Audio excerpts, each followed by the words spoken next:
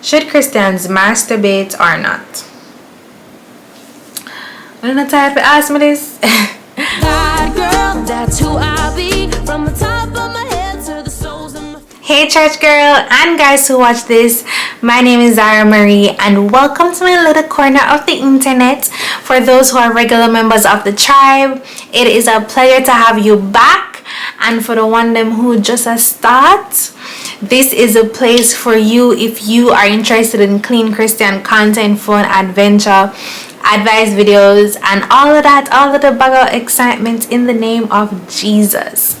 Here we have conversations we just don't have in church, and it's a vibe. So go ahead, subscribe and click the notification bell. For those of you who are here, if you come here every week on a Friday or on a Tuesday when I do my adulting-ish series where I just rant about stuff, because you know we're trying to be adult. So for those who are here every week and not subscribed, please click the subscribe button.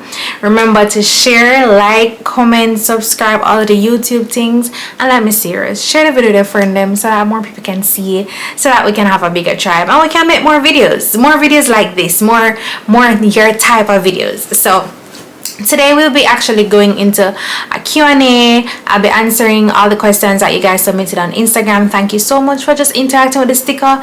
It means so much to me. You don't even understand. Like, me get emotional. Think about it.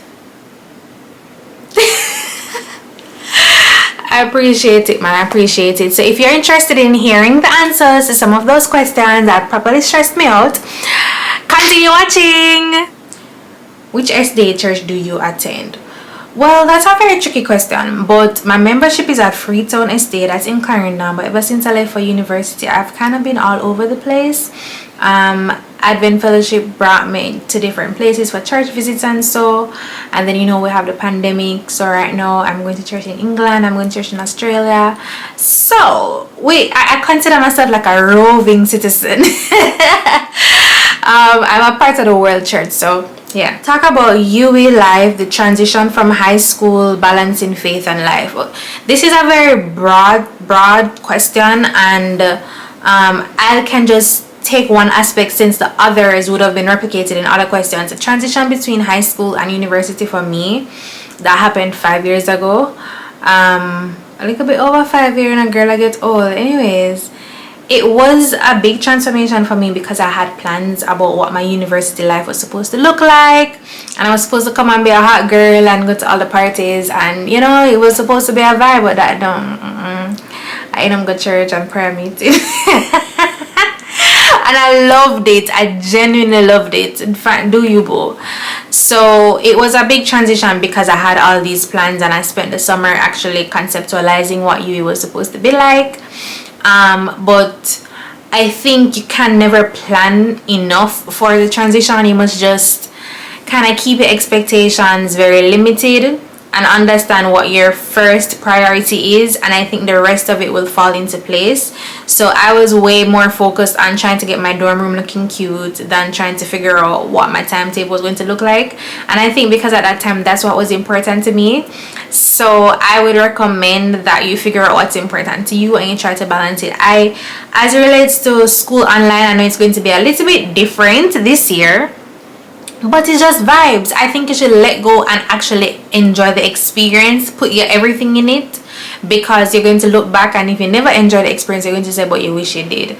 So that's what I would talk about from the transition. I always put God first, and if you're watching this, I'm guessing you're a Christian, so put God first and allow him to lead you in the direction. Find a group of Christian friends and it's just vibes, just have fun. What high school did I attend? So I attended Glenmere High School, also in Clarendon. The best to ever be. Okay? Per something good. The PURR. I don't know what to say. Okay? So this person asked, as a Christian influencer, do you ever sometimes lose your zeal for the Bible or feel far away from God? Girl, all the time. All the time. I think that sometimes it becomes work, and you guys know how I feel about being in a ritual or being in something that I have to practice or I hate checklists when it comes to my relationship with God. And because I do produce content, and I might be producing content for brands and stuff, I tend to be doing work and I don't like it. Sometimes when I feel far away from God, you will see me disappear on Instagram, especially because I'm there more often. So whenever I disappear, I try to recoup, and sometimes I also feel like I consume too much content, and when I consume too much of everybody's content, I try to curate my space, but you know, you can curate your space so much and no more, right? So sometimes when I'm consuming too much, I kind of get drowned in, and I'm not pouring into my spiritual life as I'm supposed to. So then I feel far away from God, and then sometimes life just odd, life odd bad, like, but not even that play. So sometimes I'm going through something and it make me feel far away from God, and I don't always have the zeal for the Bible. I don't, and a lot of people who you see, they don't either. It's just that you know that it's something that you need to get done even when you don't feel like it. So I'm not always excited. Sometimes I'm excited, especially if I'm diving into a topic where I want to know more about, or I'm looking for a particular answer. I'm excited and I dig and I dig and I dig. But sometimes yeah, just know that not all that glitters is gold. And yes, I do get discouraged, but I keep on trying. You know, I don't want to stay down, and I don't know about you, but I hate feeling far away from God. Anytime I feel stressed out, I feel popped down, I feel like every other thing in my life just don't work out. So whenever I feel like that's happening, I just go to him and I just say, please, Father, forgive me, because I know not what sometimes I know what me do. And are you accepting of people from the LGBTQ community? I really appreciate this question, because I know that it's a question that a lot of people from that community have, and they feel sometimes some type of way when Christians, you know, say things like fire, and you know, we rebuke that in the name of Jesus, and the Bible said this and the Bible said that. But I am accepting of everybody. I'm accepting of people from the LGBTQ community. I'm in the same way I'm accepting of people in the church who are not doing what they're supposed to do. And in the same way, I want Jesus to accept me when I am not living the life I need to be living as well. So yeah, I am accepting of them, because I believe that they're humans. I believe everybody deserves love, and I believe that God loves everybody, and I think that if Jesus was on earth, he would love them as well. And it's something I hold very close to my heart, because I don't know why as a church and as a community of Christians we like to specialize sin. So we like to decide which sins we ostracize and which sins we accept, and I don't want any part of that, because I know that salvation is for everybody, and everybody's on a journey. Sometimes it's in your mess that you find Jesus. Sometimes it's in your mess you find a test that will become your testimony. So because of that, and because of the precedent that Jesus would have set when he was here on earth, and his character is the character I want to follow, not the character of anybody else, then of course my arms and my heart is always open for every single person. Now, I have people who I have conversations with that don't agree with my point of view, and I've reached a point in life, guys, where I just understand that everybody won't agree, and that's okay. You would have done your part and you would have shared your perspective, but it's not on you to fix anybody, nor is it on you to try to convert them. You get what I mean? And I think also, like, as Christians, we think and we believe and we behave that showing others who don't follow the lifestyle that we follow, or showing others love, and showing others and giving others encouragement, equates to agreeing with what they're doing. Because that don't make no sense. Because if we're supposed to look in the church, and if we're supposed to look in our lives, and the people who we are singing panic choir with, and the people them who them life also no really will life no, when you feel me. If you feel me, I want you to comment in the chat and tell me that you feel me.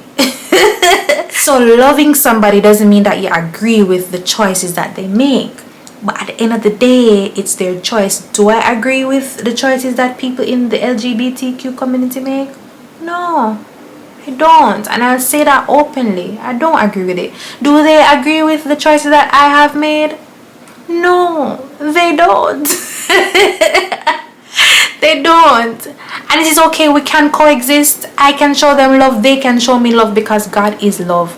And that's where it all begins. So on that premise, yes, I'm going to take long for the question here, because I wanted everything that I'm saying right now to be clear to you, and to be clear to anybody who is out there, who is watching this, who feels as if who has been ostracized by a Christian, who has been ostracized by the church, maybe just in a point in life where they just wanted to see this Jesus that we're portraying. Some of us, we portray Jesus, we say we're portraying Jesus, but we are so far from showing his character. And I'm not like ugly, no boo boo. Jesus does not like ugly. Next question, it's a little lighter. Who or what is your biggest motivation? I think my motivation changes depending on the goal. So I don't have a very overarching motivation. One time it used to be because I don't want my mother to be upset with me. So my mother was my biggest motivation and only motivation. But as life evolved, I mean, mommy is still one of my biggest motivations. But as life evolved, I recognized that just having an individual as a motivation was not enough, because that individual was loving and forgiving, and I needed to push myself. I remember knowing that, all right, I needed to get let's say for instance I wanted to get a good grade, right? And I would study. I had to motivate myself in different ways, because if I get a B, my mother gonna say, baby, you did well. But I knew I wanted a scholarship, and we need an A, so stuff like that. So my motivation would change depending on what I want. So right now I'm motivated heavily by my purpose in life, fulfilling God's will. So that motivates my energies with my channel, my energies with my Instagram, and my energies just with the Dear Church Girl Ministry all together. I'm motivated by God's calling, because even on days I am filming this right now, it is 12:30 a.m. 12:30 a.m. guys.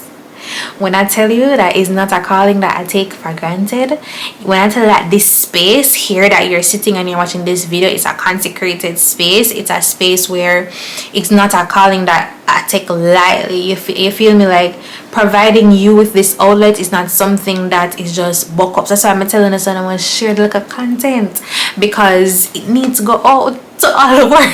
To all the church girls and guys who watch this, it's a in-reach, it's a thrust, it's a in-reach push, and it's serious. So yeah, so I'm very motivated by this calling.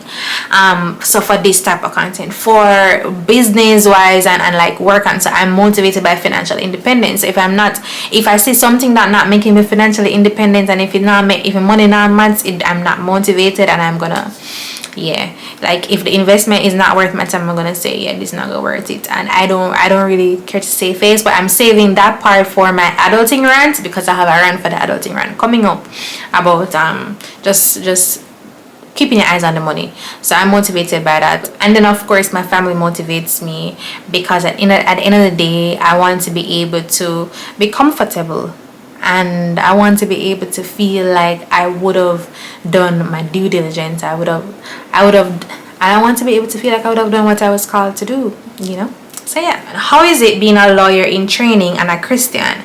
Do you think your beliefs will contradict your them question a DP?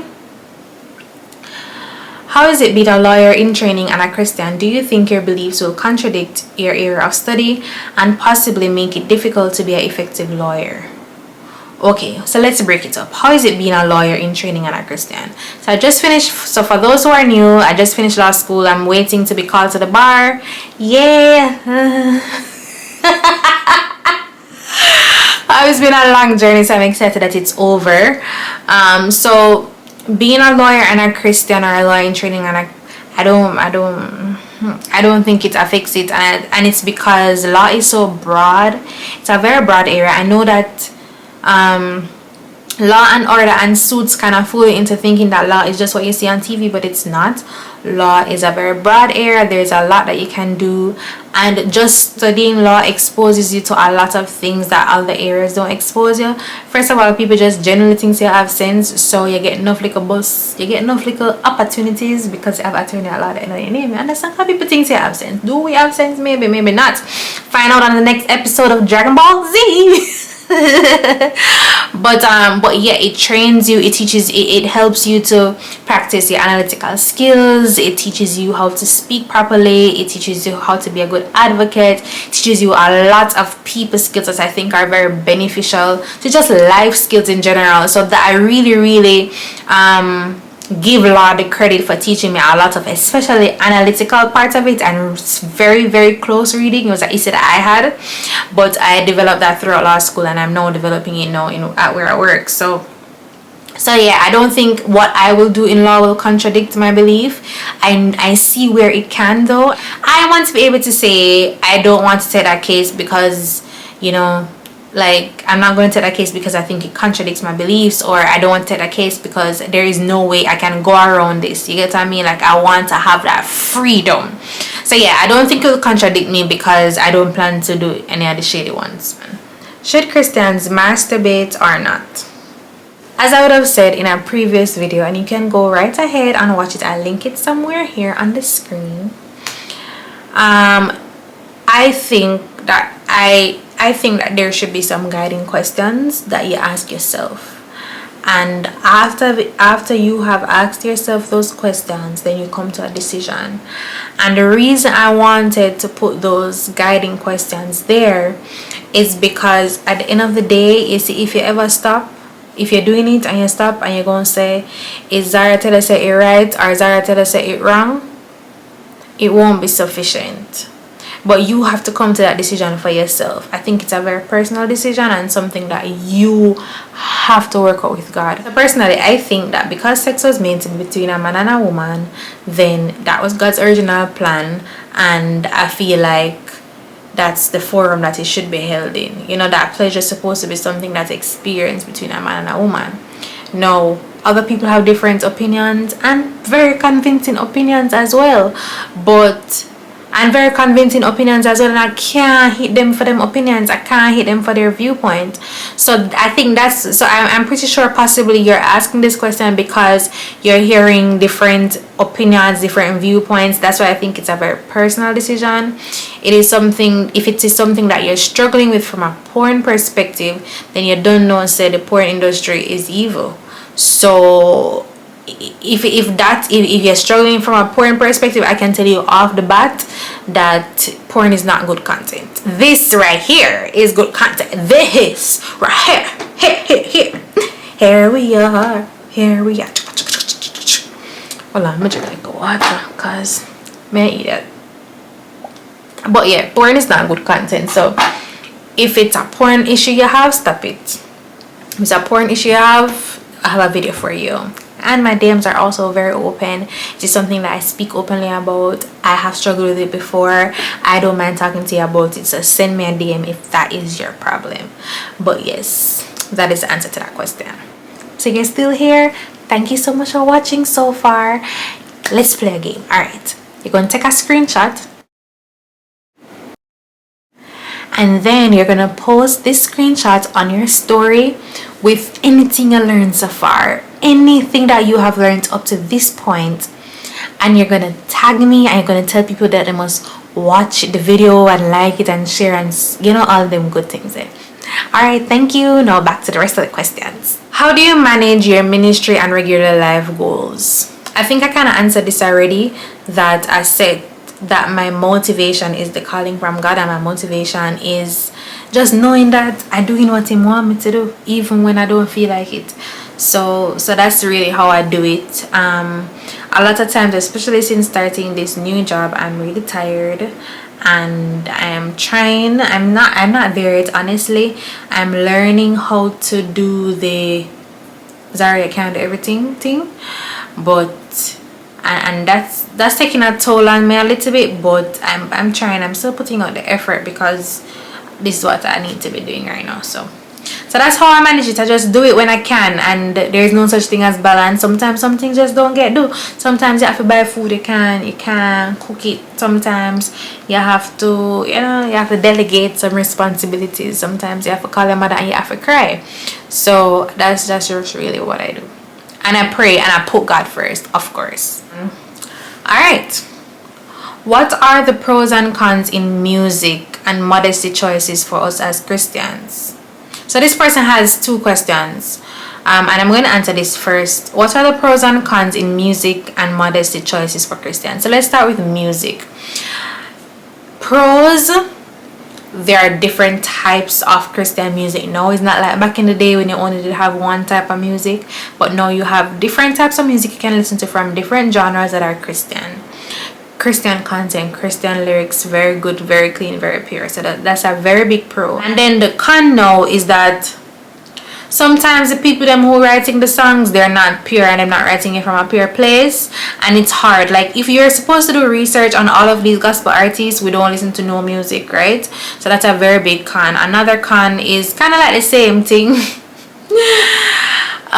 Sometimes you don't know who they're talking about. So we know that we wrestle against principalities and powers of darkness, and sometimes these musicians are talking to God but not even our God, and we get so caught up in the music and the beats and the rhythm that we don't even meditate. We don't even look at like some of the music videos and realize that they're singing to the devil and they're doing satanic worship. So it's kind of hard, and that's a very, very big con. I love music and I connect with God a lot through music, and that pains my heart every time. And I don't know if Xaundre is the Google for them song here, but him always shame me and I say, have you ever seen the video of that song, or have you ever looked into the lyrics, or do you know? And let me just rub me and let me say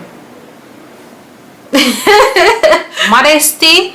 You said pros and cons of modesty. I have enough pros to modesty. 1, modesty starts within. It starts with the heart and then it reflects outwards. 2, enough modest clothes is being made nowadays. Not everybody wants to show skin, and also the people know that, especially now that it's fall in the US. It's a hack, okay? This is a hack for all my Caribbean people who, it's always summer here.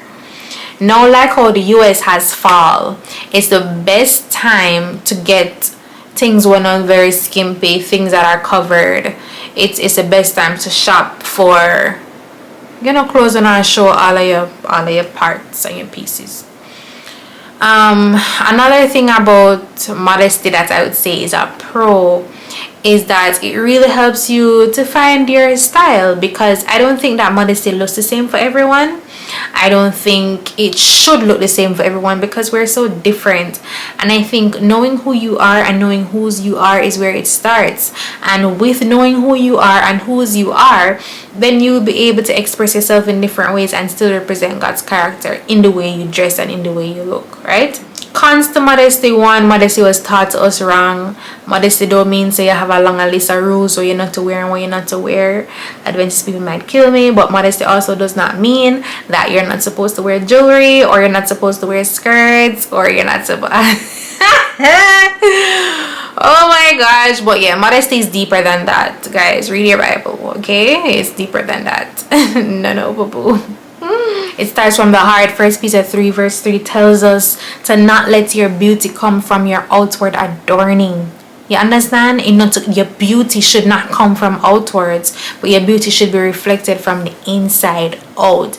And ultimately, I think that if we try to follow after Jesus's character, and we see the 2 examples of the woman in the Bible, we see the woman in Revelation, we see the woman in Revelation 17, and we get a vivid description. We don't get a physical description of the Proverbs 31 woman, who is God's description of what he wants the church to be like, and the perfect woman to be like, his woman to be like, right?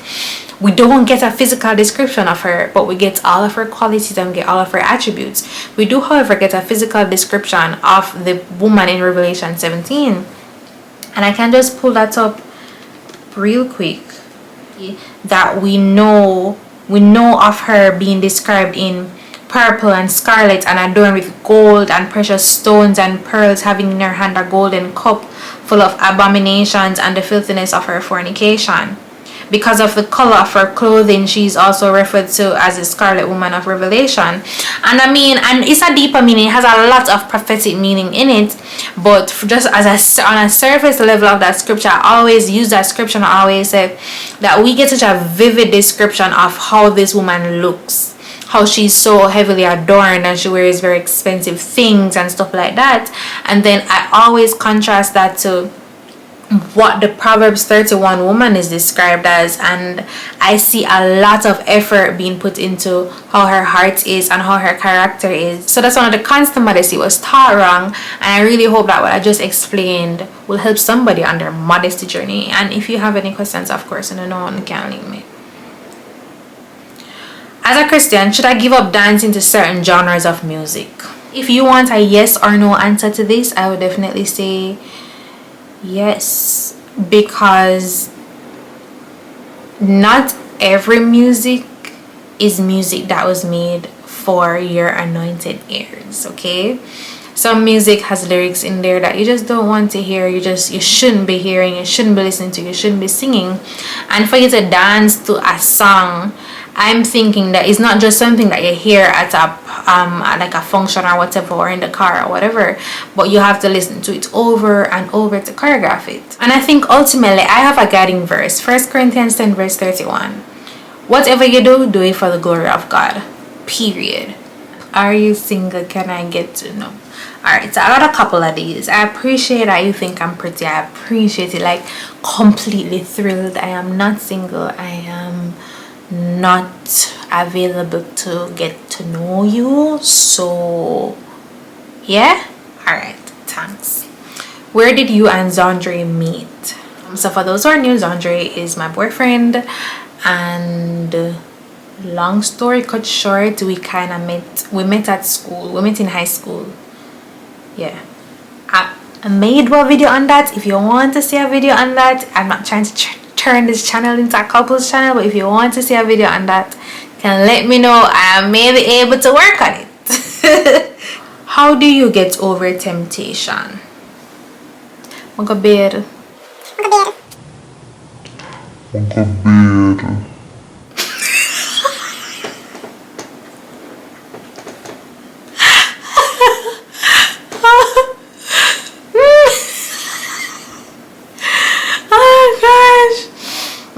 I'm gonna go bed, make it shower real cool. Okay, so big and serious now. How do I overcome temptation? For me, I think temptation is different now than than earlier, and at different stages of the game I had different tactics that I used. One of the biggest things that I try to not put myself to be tempted in positions to be tempted, and seriously try to not put myself in different positions to be tempted.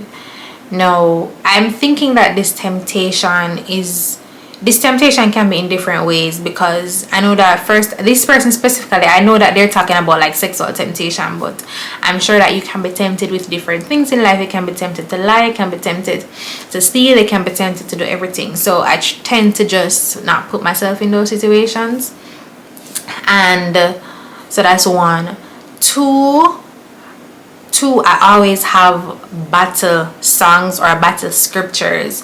So, you know, everything I do it off the glory of God. I say it over and over and over again. This is doing the glory of God. So I always have like a song for the season I'm going through. And ultimately, I remind myself of my why. So, especially when it comes to things like I would have set like a personal goal for myself. Like I say, hey, I want to start eating properly, right? So that's a temptation as well. You want to eat properly.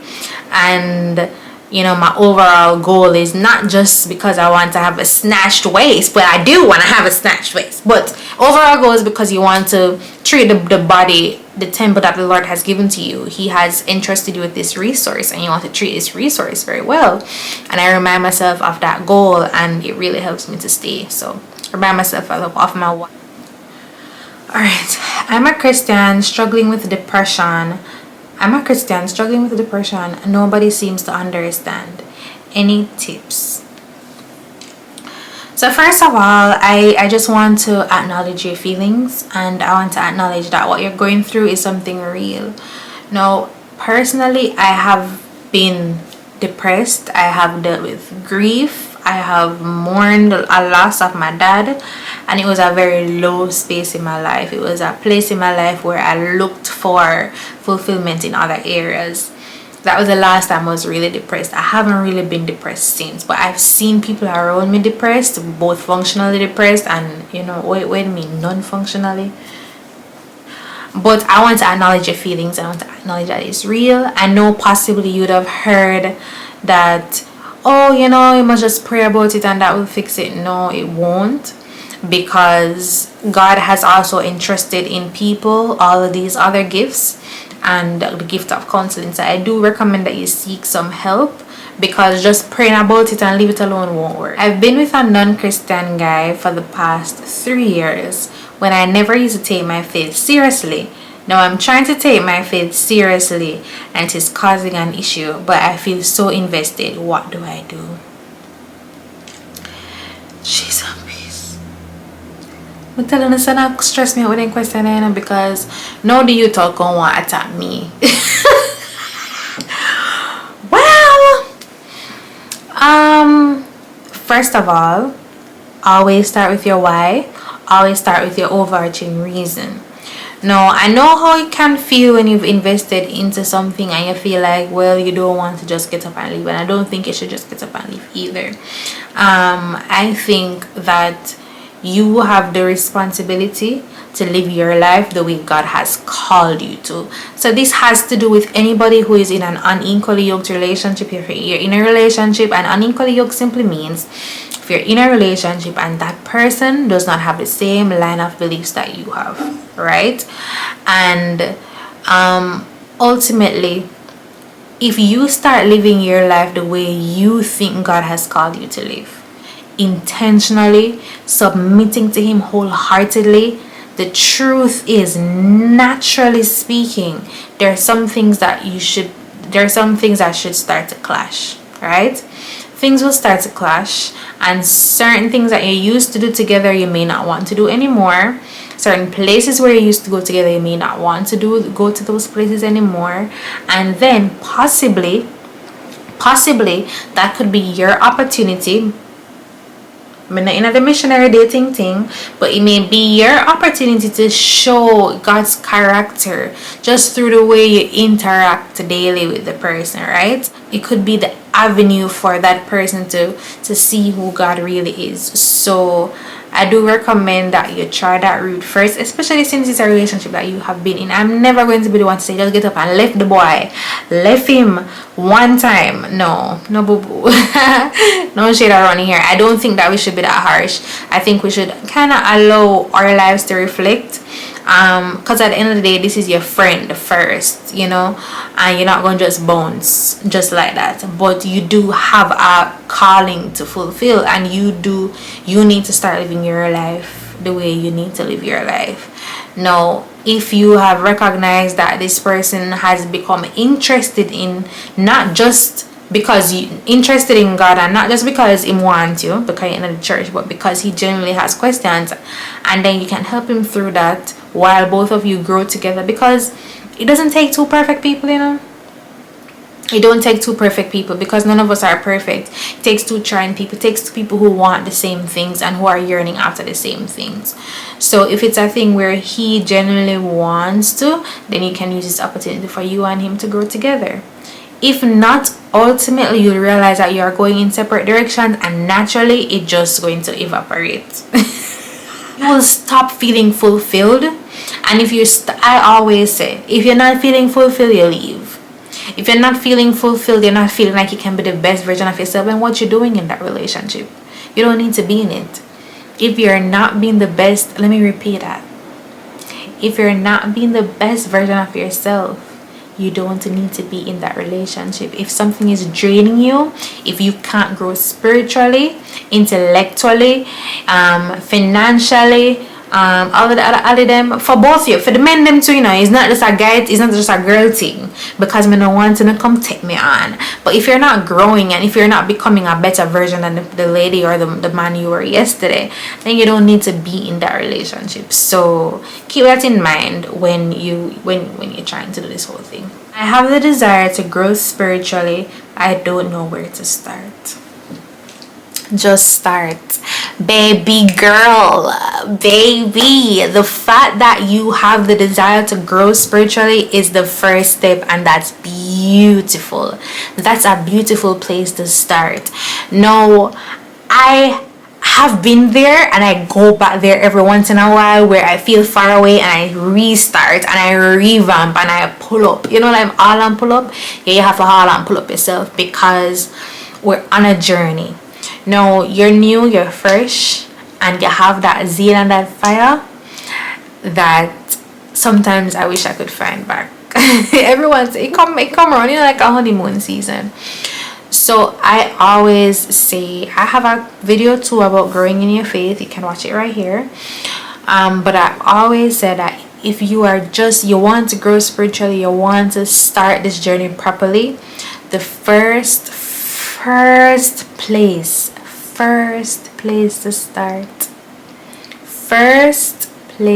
to start is by going to God, whether through your prayers. If you are a journaler like me, I love prayer journaling. I think my next video should be something about journaling. Your journal, if you do like a voice note diary, whatever, go to God first and say, God, I am surrendering my life to you, and I want to follow in your footsteps. Having a personal relationship with God is so personal. I know that I'm in a sense, but it's such a journey that is so intimate that what work for me might not work for you. You feel me? And I think that having that as the basis of your spiritual walk and your spiritual journey, kind of having that as a foundation, is beautiful, because it don't matter what John, Sally, or Harry do, as hypocrites do sometimes within the church, you won't be shaken, because you would have understood that you're not there for them. So start there. So spiritual fitness, talking to God, reading his word, and sharing his testimony. So reading his word now. Since you're new, you're fresh, you don't want to dive into anything too deep right now. I think that's what you're trying to say. If you don't want to dive into anything too deep, what I want you to do is that you must have issues. Everybody have problem. And I want you to approach the Bible from a problem perspective, an issue or a topic. So if there's something that you want to learn about, since you're fresh and you're new and you want to start out this journey, or you want to grow, if there's something that you want to learn about, approach the Bible from that perspective. Don't just take it up and read Genesis and without any meaning and without any context, because it wouldn't mean as much to you. So if you're going through something and you want a verse on love or hope or trust, or let's put something deeper, let's say you're having issues with your friends and you want a Bible study on that, go and look for it. The YouVersion Bible app is my favorite Bible app ever. I totally recommend it. Anything you're going through in life, the YouVersion app has it. I'm a firm believer in understanding what reading this passage of scripture will do for me. How will it make me a better child of God? How will it make me a better citizen of the earth and of the kingdom to come? I don't just read in vacuum. And I mean, it could be that I'm not ambitious, because me just not read. I don't read the Bible theoretically. I don't read it to argue, or I don't read it to just know, because I don't think it adds value to my spiritual journey. So that's why sometimes some people get caught up in a lot of philosophical prophecy discussions. It's not that I don't want to be in it, or because I don't want to know one day, or because I don't think it's important, but because I just don't know right now how it will add value to my life right now where I am. So there are certain topics that I know just for knowing sake, and I don't really think it does much for me. So don't get overwhelmed with everything else, the bigger picture, but focus on how you can apply the smaller things. The next question, I found this question kind of funny. Should I shoot my shot in the DMs? Girl, shoot your shot, girl. Shoot your shot. And I think it's coming from the perspective that I hear that find it, or why I find it a good thing. And the fact that them always say that, Adam was there for Eve, and God made Adam for Eve, and Ruth was there working, and Boaz could find her. So I kind of know that's where it's coming from. I don't think that the fact that a man must pursue is equated to the fact that the man must always reach out first, because there's a difference. Sometimes them generally not gonna see you if you don't say something. So you can do a little thing, do a little giggle on the Instagram story, that's funny, comment a little, like 3 or 4 or 5 pictures so that your name can pop up. You have a little tactics. But it doesn't mean that you're going to message him with one long paragraph telling him how long you did sit down and stare at him page, and him mother and him auntie and him sister, cousin, brother were they married last week and you go to the wedding and you screenshot. No, we're not about to do that. Okay, we're not gonna do all of that. But I don't think anything is wrong with saying hello, morning, commenting on a status, commenting on like a story update, just chuckling, showing some sort of signs so that the person can pick up the bait. If the person don't pick up the bait, then fine. And I think that's different from pursuing, because what I think happens is that after you would have shown interest, and after sometimes you have to say hello, hi, I am here, not necessarily a straight shot, then at that point, then that's when the pursuing should begin. That's my opinion personally. I've been on the biblical evidence. If you agree, somebody can comment down below and tell me that you agree or not. But as I say, I don't really have no biblical basis. That's just what I believe, and I don't think nothing wrong with that if you want to shoot it. Alright, so next question. I found this question kind of funny.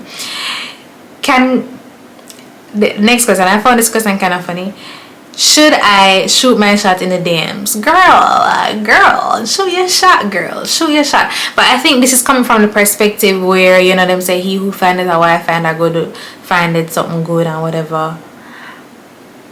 And I think it's coming from the perspective that he that findeth a wife findeth a good thing. And the fact that them always say that, Adam was there for Eve, and God made Adam for Eve, and Ruth was there working and Boaz could find her. So I kind of know that's where it's coming from. But I don't think that I don't believe that the fact that I don't think that the fact that a man must pursue is equated to the fact that the man must always reach out first, because there's a difference. Sometimes them generally not gonna see you if you don't say something. So you can do a little thing, do a little giggle on the Instagram story, that's funny, comment a little, like 3 or 4 or 5 pictures so that your name can pop up. You have a little tactics. But it doesn't mean that you're going to message him with one long paragraph telling him how long you did sit down and stare at him page, and him mother and him auntie and him sister, cousin, brother were they married last week and you go to the wedding and you screenshot. No, we're not about to do that. Okay, we're not gonna do all of that. But I don't think anything is wrong with saying hello, morning, commenting on a status, commenting on like a story update, just chuckling, showing some sort of signs so that the person can pick up the bait. If the person don't pick up the bait, then fine. And I think that's different from pursuing, because what I think happens is that after you would have shown interest, and after sometimes you have to say hello, hi, I am here, not necessarily a straight shot, then at that point, then that's when the pursuing should begin. That's my opinion personally. I've been on the biblical evidence. If you agree, somebody can comment down below and tell me that you agree or not. But as I say, I don't really have no biblical basis. That's just what I believe, and I don't think nothing wrong with that if you want to shoot your shot. Are blowjobs allowed during marriage? Me not married. Me not really know of the answer. I'm not married, sir. And it's a guy asked this to you, I'm not married. There's something you sit down about, and that's why this why you're on a hand for a wife, huh?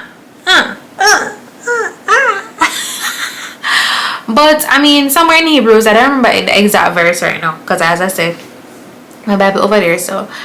But it would have said that the marriage bed is undefiled, so I don't think that and somewhere else in the Bible also, And the Bible also tells that even the angels leave the place, you know. Like, it's your business. So when that time comes and when you do get married, then I don't think that anything wrong with it. But that's just me. Me not married and me not want counsel. What is the difference between lust and attraction? You know, when you're hungry, you can't prevent yourself from being hungry. So if you see a guy and the guy look good, you can't prevent yourself from being attracted to the guy. Attraction is not the issue. Attraction is never the issue. Lusting now is when you're hungry and you now go and you indulge and you sit down and you look on the food and you salivate. And you know, so you're never supposed to eat that, but you still sit down and you dream about it and you think about it. That's what lusting is. So I think that's the difference. Attraction is involuntary. Lust is voluntary. You don't choose to be attracted to somebody, but you choose to sit down and lust after the person. Will a tampon break my virginity? Jesus, peace.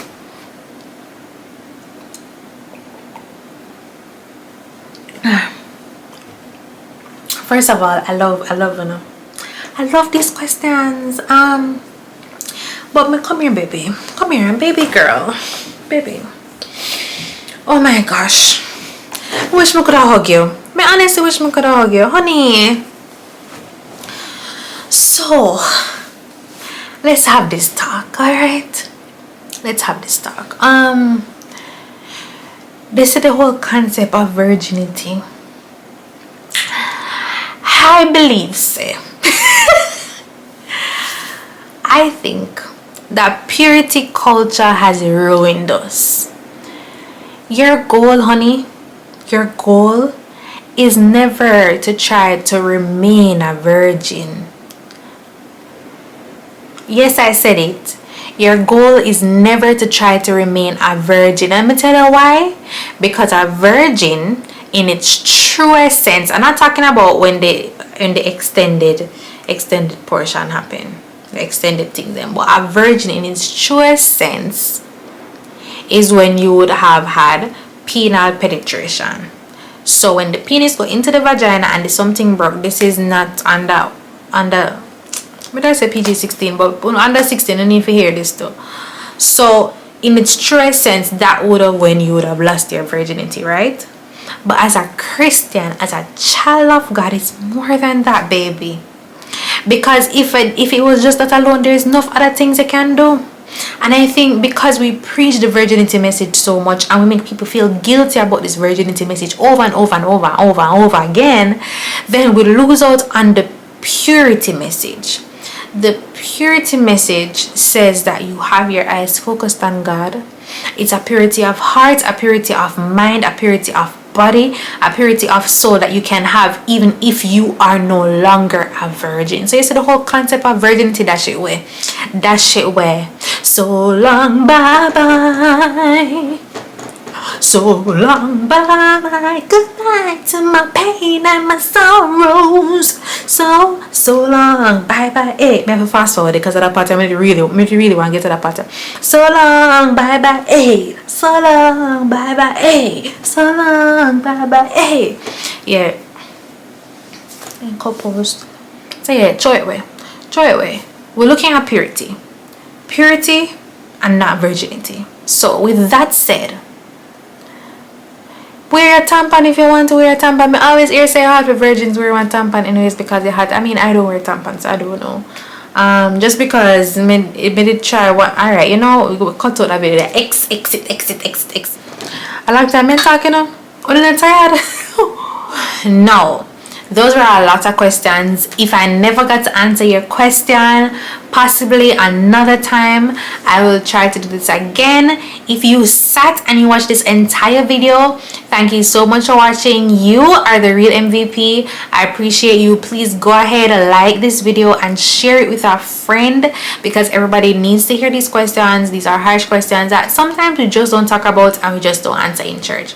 So go ahead and share all over on your status, on your Facebook, on your Instagram, so make sure that everybody sees, hears, understands what's happening and that we can have more conversations like this. Thanks for stopping by. Bye.